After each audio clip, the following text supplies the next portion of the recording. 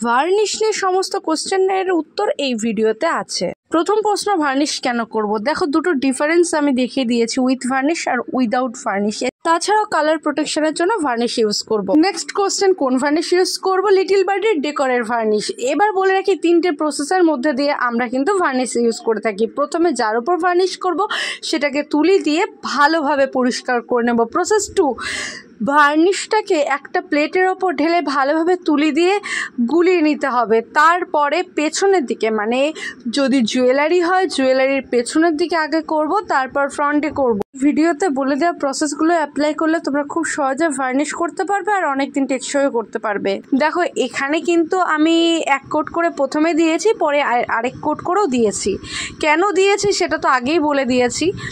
দেখো, এখানে সমস্তগুলো কিন্তু করা কমপ্লিট। প্রসেস 3, রোদে ভালোভাবে শুকিয়ে নিতে হবে বেশ খানিকটা সময়।